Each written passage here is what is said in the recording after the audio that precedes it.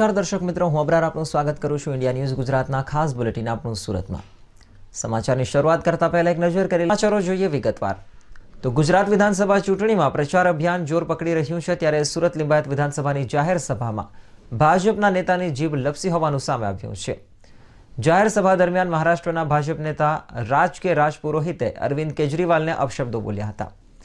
રાજ પુરોહિતે અરવિંદ કેજરીવાલ અને આપ પાર્ટી મુર્ગી ચોર કહ્યું હતું અને સાથે સાથે અરવિંદ કેજરીવાલને આટા ચોર અને બેવડા જેવા અપશબ્દો બોલ્યા હતા। ચૂંટણી સમયે નેતાઓ ભાષાની શાલીનતા ભૂલી અપશબ્દો બોલતા જરા પણ અચકાતા નથી અને ના બોલવાના શબ્દો બોલીને સભાની ગરિમા જાળવતા નથી। એવા કિસ્સા બનતા હોય છે ત્યારે દરેક પાર્ટીના નેતાઓ આવી જ રીતે વાણીવિલાસ કરીને મર્યાદા ઓળંગી જતા હોય છે। ભાજપ નેતા રાજ પુરોહિતે પણ આવું જ કંઈક બોલી કેજરીવાલ પર નિશાન તાક્યું હતું। हिंदुस्तान की जनता को मूर्ख बनाने वाला आप समझ गए ना कौन? उसका तो मैं नाम लेना भी पाप समझता हूं। उसका नाम लिया ना तो भी ये मंच अपवित्र हो जाएगा। वो घंटी चोर, वो मुर्गी चोर, वो आटा चोर क्या बात करता है? मैं मुफ्त में दूंगा। अरे पहले दिल्ली तो संभाल। दारू के धंधे करने वाले पहले दिल्ली संभाल, पंजाब संभाल और पैसा लेना बंद कर। तूने कहा था कि मैं भ्रष्टाचार मुक्त दिल्ली दूंगा। देश में सबसे ज्यादा अभी कहीं भ्रष्टाचार है तो वो दिल्ली में है। मैं दारू मुक्त दिल्ली दूंगा। सबसे ज्यादा दारू बिक रही है तो दिल्ली में बिक रही है। पहले घर संभाल, फिर गुजरात की बात कर। ये नरेंद्र मोदी जी का गुजरात है। विश्वविख्यात प्रधानमंत्री नरेंद्र मोदी जी का गुजरात है। ये अमित शाह जी का गुजरात है। ये सी.आर. पाटिल साहब का गुजरात है। ગુજરાત વિધાનસભાની ચૂંટણીને લઈને ભાજપાએ સ્ટાર પ્રચારકોને મેદાનમાં ઉતારી ચૂંટણી પ્રચાર શરૂ કરી દીધો છે। ત્યારે સુરત જિલ્લાના કામરેજ ખાતે ભાજપ દ્વારા એક જનસભાનું આયોજન કરવામાં આવ્યું, જેમાં આસામના મુખ્યમંત્રી હેમંત બિસ્વા શર્મા હાજર રહ્યા અને આમ આદમી પાર્ટી અને કોંગ્રેસ ઉપર આકરા પ્રહારો કર્યા। આસામના મુખ્યમંત્રીએ પોતાના ભાષણ દરમિયાન હિન્દુત્વ ઉપર ભાર આપ્યો। તેઓએ જણાવ્યું કે ગુજરાતમાં હું શીખવા આવ્યો છું। ગુજરાતથી અમે પ્રેરણા લઈએ છીએ। ક્યાં બાબર અને ક્યાં જય શ્રીરામ। ભારત ક્યારે અડધું રામનું હોય જ નહીં, આખું ભારત જય શ્રીરામનું છે।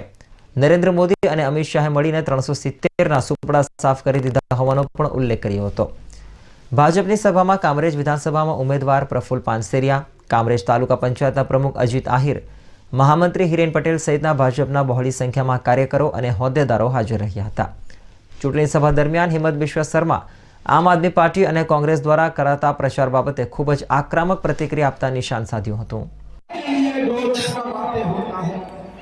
देश में कोरोना आते हैं, भाई वैक्सीन कहाँ मिलेगा?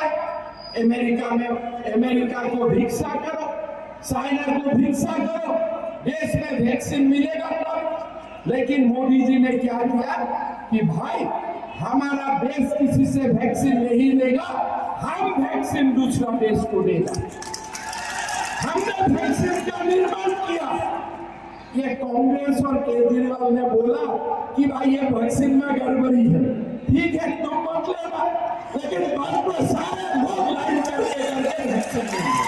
क्या कहेंगे गुजरात चुनाव के बारे में? आप गुजरात आए हैं। गुजरात चुनाव का जो माहौल है, मेरा विश्वास है कि हम 150 सीट का ऊपर जीतेगा। सर प्रचार करके आए हैं आप अलग अलग जगह, कैसा माहौल लग रहा है? आज मैं कच्छ में 2 सभा किया, सूरत में भी किया और काफ़ी लोगों को मिलने का भी मौका मिला। माहौल बहुत अच्छा है और मेरा मानना है कि इस बार जो हमको विजय मिलेगा वो विजय सर्वश्रेष्ठ होगा। सारा रिकॉर्ड तोड़ा जाएगा, इंडिविजुअल रिकॉर्ड भी, पार्टी का रिकॉर्ड भी, और एक बहुत बड़ा भव्य विजय बीजेपी को मिलेगा। पूरे इंडिया में गुजरात कैसा लगा आपको? गुजरात में मेरा भाषण में भी बोला कि गुजरात हम लोग के लिए प्रेरणा का स्थल है। तो आप लोग को नमन करने के लिए मैं यहाँ आया और आप लोग को मिल के मैं बहुत खुशी हूँ। क्या लगता है ये चुनाव में? बहुत बढ़िया से जीतेगा, कोई प्रॉब्लम नहीं है। समस्या वाला इलेक्शन तो ये है ही नहीं, ये पूरा उत्साह और उमंग का इलेक्शन है। આશ્રમ પરંપરા પ્રબોધન સત્રનું 2 દિવસીય વિચાર ગોષ્ઠી કાર્યક્રમ નવસારી ખાતે યોજાયું છે, જેમાં આશ્રમ પરંપરાના સંસ્થાપક પુષ્કરજી મિશ્રાના વડપણ અધ્યક્ષ સ્થાને પરંપરા અંગેની વિચાર વિમર્શ કરવામાં આવ્યું હતું. માનવ જીવન ઉત્કર્ષ માટે આશ્રમ પરંપરા અંગે પ્રબોધન વિચાર વિમર્શ માટે 2 દિવસીય કાર્યક્રમ નવસારી મુકામે આયોજિત કરાયો છે. મનુષ્યના આચાર વિચાર, વ્યવહાર અને સંસ્કારમાં ધર્મ, નીતિ, ન્યાય, સત, મર્યાદા અને પ્રેમ જીવનમાં ઉતરે એ માટે આશ્રમ પરંપરાના માધ્યમથી લોકજાગૃતિ કેળવી સમાજમાં જ્ઞાનનું સિંચન કરવા માટે ફરીથી આશ્રમ પરંપરા સમાજ માટે ખૂબ જરૂરી છે. બાલ્યકાળથી સંસ્કારના સિંચનમાં હાલ વિદેશી કલ્ચરને કારણે માતૃભાષા, રાષ્ટ્રભાષાને બદલે અંગ્રેજી માધ્યમનો વ્યાપ ખૂબ વધી ગયો હોય દેશની સંસ્કૃતિ અને ધાર્મિક જ્ઞાન આજની પેઢીમાં જોવા નથી મળતું. ત્યારે ફરીથી બાળકોમાં ધર્મ, સંસ્કૃતિ અને પ્રાકૃતિક વિજ્ઞાન તેમજ પારંપરિક વિજ્ઞાન સાથે જ પૌરાણિક પરંપરા વિશે જાગૃતિ અને ધાર્મિક બાબતોની ગેરસમજ દૂર કરીને આધુનિક વિજ્ઞાન સાથે પારંપરિક વિજ્ઞાનનો સમન્વય કરીને આજની પેઢીને ઉન્નત કરવાનો એક ભગીરથ પ્રયાસ એટલે આશ્રમ પરંપરા. આ વિશે સાધુવાદ વિષયમાં JNU વિશ્વવિદ્યાલય ખાતેથી PhD થયેલા ડૉક્ટર પુષ્કરજી મિશ્રાએ જણાવ્યું હતું. कार्यक्रम है ये 2 दिवसीय आश्रम परंपरा प्रबोधन सत्र, ऐसा हमने कहा है। आश्रम परंपरा से जो हम अर्थ लगाते हैं वो अर्थ है मानव जीवन किस तरह उत्कर्ष की ओर आगे बढ़े, उत्कर्ष की ओर बढ़े, उसे हम आश्रम परंपरा कहते हैं। मनुष्य के आचार, विचार, व्यवहार और संस्कार में धर्म, नीति, न्याय, सत्य, मर्यादा और प्रेम उतरे, यही आश्रम परंपरा है। जो भी मनुष्य जहाँ भी जिस रूप में जैसा है वहाँ से उस स्थिति से उसी रूप में आगे बढ़े, उत्कर्ष की ओर बढ़े, यह आश्रम है। इसी आश्रम के पूरे विचार को लेकर, आश्रम विचार को लेकर हमने ये 2 दिवसीय सत्र रखा है। आश्रम के सामान्यतः जो अर्थ लिए जाते हैं वो लिए जाते हैं 4 आश्रम 4 चरणों में कहा गया है, जैसे ब्रह्मचर्य है, गृहस्थ है, वानप्रस्थ है और संन्यास है। और दूसरा किसी निर्जन वन में कोई कुटी या जहाँ पर पाठशाला होता हो, यज्ञ होता हो, ये 2 अर्थों में आश्रम का प्रयोग होता है। ये जो हम आश्रम परंपरा कह रहे हैं, इसको आश्रम को हम परंपरा के रूप में ले रहे हैं, एक विचार के रूप में ले रहे हैं। और इस पूरे विचार में पृथिव्याम सर्व मानव, यानी कि पृथ्वी के प्रत्येक मानव के उत्कर्ष का मार्ग कैसे प्रशस्त हो, कैसे मनुष्य के भिन्न भिन्न जो संकट हैं उनसे निदान पाने की दिशा में हम आगे बढ़ सकें, इसके लिए ये आयोजन है। ભારતની સંસ્કૃતિ અને ધર્મ હજારો વર્ષ જૂનો અને વિશ્વમાં શ્રેષ્ઠ ધર્મ તરીકે માનવામાં આવે છે. ત્યારે અત્યારના સમયમાં આપણી સંસ્કૃતિ ભૂલી પશ્ચિમી સંસ્કૃતિનું આંધળું અનુકરણ કરી રહેલી આપણી પેઢીમાં ફરી પાછું સત્ય, અહિંસા અને ધર્મ અંગે જાગૃતિ ફેલાય તે સાથે જ ભારતીય પરંપરા જીવંત રહે એવા હેતુથી કેટલાક પ્રબુદ્ધ વ્યક્તિ અને સમાજ સેવા સાથે જોડાયેલા વ્યક્તિઓ ભેગા થઈ કઈ રીતે પોતે આશ્રમ પરંપરા અપનાવીને શ્રેષ્ઠ જીવન જીવી શકે અને અન્યને પણ પ્રેરિત કરી શકાય એ માટે ભેગા થઈને આ સંમેલન યોજ્યું હતું. જેમ કે આપણે સૌ જાણીએ છીએ, માનીએ છીએ કે આપણી ઋષિ પરંપરા, આપણી આશ્રમ પરંપરા એ સૌથી શ્રેષ્ઠ પરંપરા હતી. આપણે રામ રાજ્ય વિશે બી જાણીએ છીએ. આપણે આપણા ઇતિહાસને એટલો જ માન પણ આપીએ છીએ, છતાં પણ આપણે ક્યાંક ને ક્યાંક ચૂકી ગયા છીએ અને આપણે આપણી પરંપરાઓથી ખૂબ દૂર જતા રહ્યા છીએ. હવે જ્યારે સમય એવો આવ્યો છે કે ઘણા લોકો જાગૃત થઈ અને બહાર નીકળ્યા છે, ત્યારે ફરી પાછી આપણી એ જૂની પરંપરાઓને આપણે યાદ કરીએ છીએ. જ્યારે વિશ્વ આખું આપણી પરંપરાઓને સ્વીકારે છે ત્યારે આપણે ફરીથી પાછા નવપલ્લવિત થવા માટે બહાર આવ્યા છે. ત્યારે અમે પણ આ આશ્રમ પરંપરાના જે સંસ્થાપક છે, એટલે એ આશ્રમ પરંપરા એટલે એવું નથી કે આપણે ઠેર ઠેર આશ્રમો ખોલવા, પરંતુ આપણે સૌ પોતે સ્વયંમાં એક આશ્રમ બનવું અને આપણે આશ્રમના એ તમામ પરંપરાઓને આપણી અંદર એનો સ્વીકાર કરવો અને એનું આચરણ કરવું કે જેથી કરીને સમાજમાં એ આશ્રમ પરંપરા ફેલાય. આ આશ્રમ પરંપરાના વિચારો સાથે અમે તેના સંસ્થાપક પુષ્કર મિશ્રાજી, જેઓએ સાધુવાદ ઉપર PhD પણ કર્યું છે અને આશ્રમ પરંપરાના તેઓ હમણાં નવી આશ્રમ પરંપરા જે સ્થાપક છે, તેમની સાથે અમે અહીંયા તેમના માર્ગદર્શન હેઠળ આ એક શિબિરનું આયોજન કર્યું છે અને ખાસ કરીને એવા જ લોકોને પસંદ કર્યા છે કે જે ક્યાંક ને ક્યાંક આવા જ કોઈક નીતિ નિયમો અને આવા જ શિસ્ત સાથે પોતાના જીવનમાં આચરણ રૂપે એને લઈ અને કોઈક ને કોઈક એવા સારા કાર્યમાં જોડાયા છે, એવા વિચારોથી જોડાયા છે. એવા તમામનું જૂથ અહીંયા અમે એકઠું થયું છે. અમે અહીંયા એવા વિષયો ઉપર કે જે આજના સમયમાં ચેલેન્જેબલ લાગે, જેવી રીતે સત્ય બોલવું, ચોરી ન કરવી, ખોટું કાર્ય ન કરવું, આ બધા અત્યારના સમયમાં બધાને એમ લાગે છે કે ઇમ્પ્રેક્ટિકલ વાતો છે. એ વાતોને અમે કઈ રીતે આગળ વધારી શકીએ તેના ઉપર વાત કરવા અને એકબીજાના સંવાદોથી અમે બળ આપવા માટે અહીંયા એકઠા થયા છીએ અને સૌ અમે 1.5 દિવસના શિબિરમાં કંઈક ને કંઈક સંકલ્પ લઈને જઈશું અને સમાજમાં આ આશ્રમ પરંપરાને ખૂબ સારી રીતે ફેલાવશું. નવસારી જિલ્લામાં બોરિયાજ ખાતે આજરોજ આશ્રમ પરંપરા માટે દિલ્હીથી ડૉક્ટર પુષ્કરજી મિશ્રા આવ્યા છે અને આ પરંપરાને આગળ વધારવા માટે કઈ રીતે આગળ વધવાનું છે એ માટે અમને બધાને શિસ્તબદ્ધ રીતે જે આજે અમારી તાલીમ આપી છે, તો એ રીતે અમે આગળ આશ્રમ પરંપરાને વધારવા માટે પ્રયત્નો કરીશું. સમાચારમાં સમય થયો છે એક બ્રેકનો.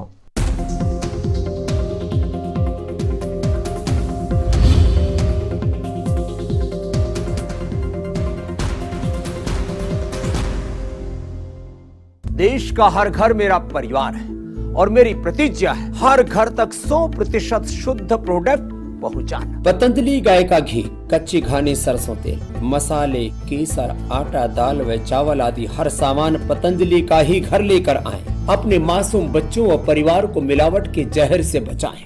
किचन किंग हो या गरम मसाला, पाव भाजी या चंकी चाट मसाला, असली मसाले सच सच MDH. सांबर मसाला हो या चने का मसाला, कसूरी मेथी या देगी मिर्च, असली मसाले सच सच MDH. पढ़ता है, खेलता है, झूलता उछलता है, दौड़ता कभी कभी दौड़ कर आता है, आगे आगे बढ़ता है इंडिया, अमूल दूध पीता है इंडिया. सांबर मसाला हो या चने का मसाला, कसूरी मेथी या देगी मिर्च, असली मसाले सच सच MDH.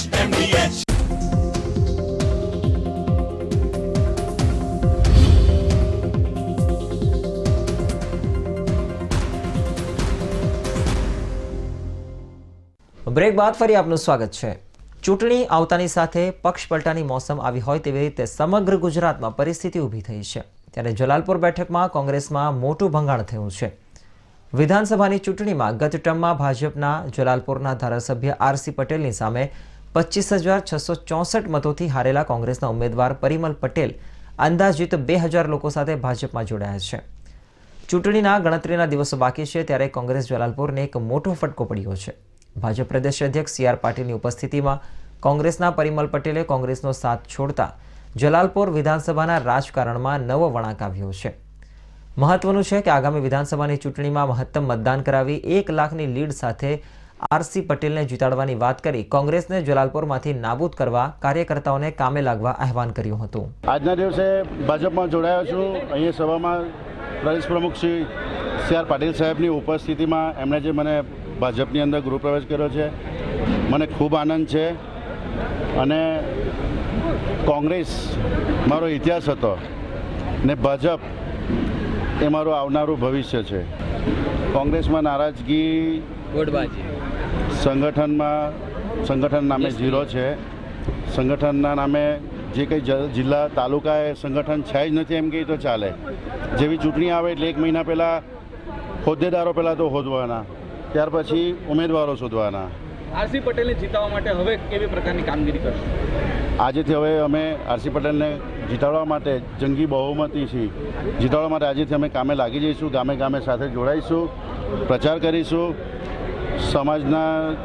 સમાજનાથી બી ને એક ભાજપમાં દરેક પક્ષને દરેક જાતિને જોડીને અમે સાથે રહીશું.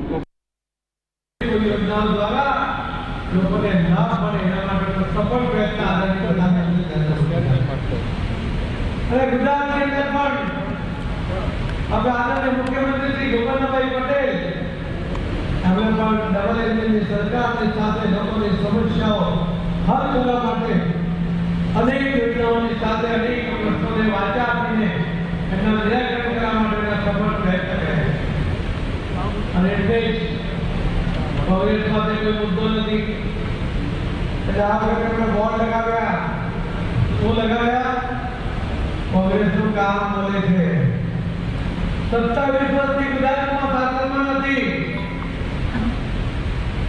કયા કામ બોલે છે અમને ખબર નથી મેં પેન્ડરને પૂછ્યું હું જતો હતો રોક્યો અને પેન્ડર નીચે ઉતરીને કપડા સગો કરતો હતો આપણે શું લખી નાખ્યું કે પેટની જવાબદારી છે બાકી હું તો એ લખવાનો હતો કે કોંગ્રેસના કૌભાંડ બોલે છે કૌભાંડના અનેક સુરતમાં 16 વર્ષની એક તરુણીનું ગર્ભપાત કરાવ્યા બાદ મોત નિપજતા શહેરમાં ચાલતા ગર્ભપાતના વેપલાનો પર્દાફાશ થયો છે. પ્રેમ પ્રકરણમાં ગર્ભવતી બનેલી 16 વર્ષની તરુણીને ઉધનાની હોસ્પિટલમાં ગર્ભપાત કરાવ્યા બાદ ઘરે લઈ જતા તરુણી ઢળી પડી હતી, જેને નજીકની હોસ્પિટલમાં લઈ જવાતા ડોક્ટરે તેને મૃત ઘોષિત કરી હતી.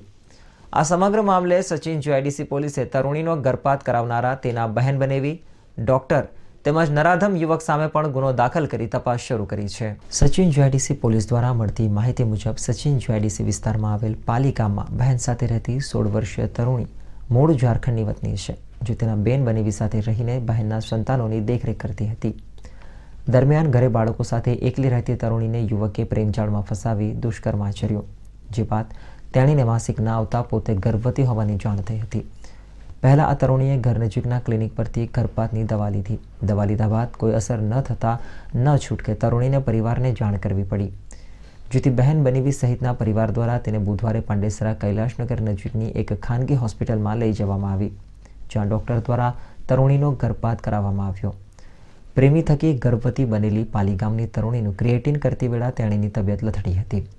ઘરે આવ્યા બાદ તરુણીને ચક્કર આવતા તે ઢળી પડી, જેથી ફરી પરિવાર દ્વારા તાત્કાલિક સારવાર માટે ઘર નજીક સંજીવની હોસ્પિટલમાં લઈ જતા તેને મૃત જાહેર કરવામાં આવી.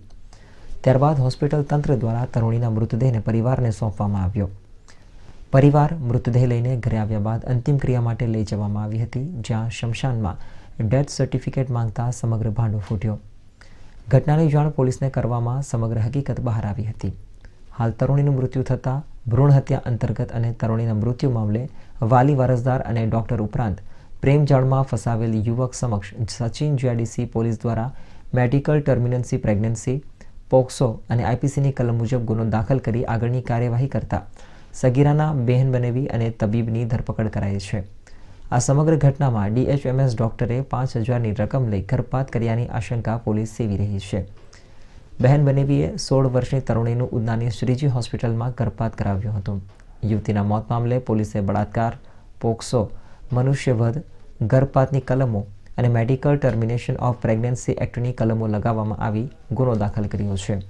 સચિન જીઆઈડીસી પોલીસ સ્ટેશન વિસ્તારમાં ગઈ તારીખ 16/11/2022ના રોજ રાત્રિના પોલીસ કંટ્રોલ રૂમમાં જાણ થયેલી કે એક નાબાલિગ બાળાને હોસ્પિટલે સારવાર માટે લઈ ગયેલા હતા અને તેમનું મૃત્યુ થયેલું છે અને હાર્ટ ડેડ બોડી એમના ઘરે લાવેલા છે. એ કંટ્રોલ રૂમની વર્દી આધારે PCR તેમજ પોલીસ સ્થળ પર પહોંચેલી અને ડેડ બોડીનો કબજો મેળવી આ બાબતે પ્રથમ અકસ્માત મોતનો ગુનો દાખલ કરવામાં આવેલો અને પેનલ ડૉક્ટરથી PM કરાવવામાં આવેલું. પોલીસ તપાસ દરમિયાન એવી હકીકત ખુલવા પામેલી કે આ નાબાલિગ બાળાને કોઈ અજાણ્યા યુવકે ગર્ભવતી બનાવેલી અને એ ગર્ભનું એબોર્શન કરવા માટે ઉધના ખાતે આવેલ શ્રીજી હોસ્પિટલમાં તેણીના બેન તથા બનેવી લઈ ગયેલા અને ત્યાં ડૉક્ટર હિરેન પટેલ કે જેઓ ગાયનેકોલોજિસ્ટ નથી કે કોઈ નિષ્ણાત ડૉક્ટર નથી, માત્ર હોમિયોપેથિકની ડિગ્રી ધરાવે છે, એમણે ગર્ભપાત કરવાની કાર્યવાહી કરી એમને ઘરે મોકલી આપેલ.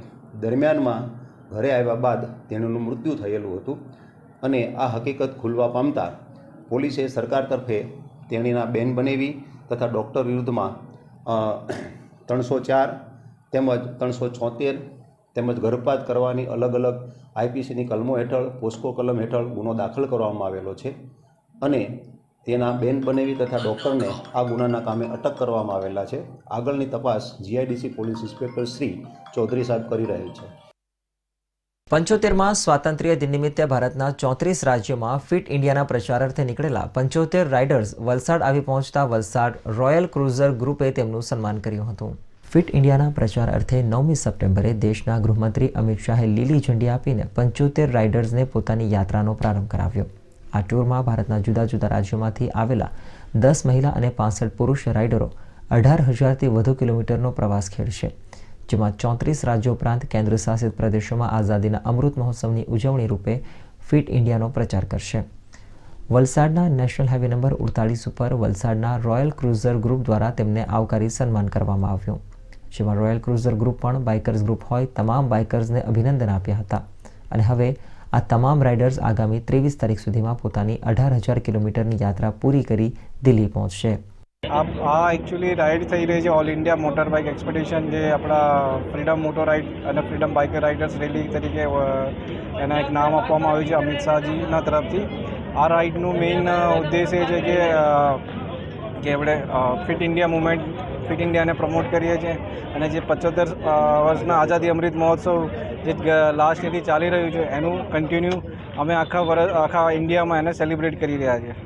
કેટલા રાઇડર આમાંથી 75 રાઇડર છે. એકચ્યુઅલી આની થીમ હતી 75 આઝાદી વર્ષના બેઝ પ્રમાણે 75 રાઇડર્સ 75 દિવસ માટે અને 75 ઇવેન્ટ. અને આમાં જે 75 રાઇડર છે જે આપણા દેશના બધા અલગ અલગ રાજ્યોમાંથી આવેલા છે અને આ રાઇડમાં મોસ્ટલી 75 રાઇડર જોઈન થયા હતા. અત્યારે 65 રાઇડર છે. આ કેટલા કિલોમીટરનો સફર હતો અને એમાં શું મહિલા જોડાઈ?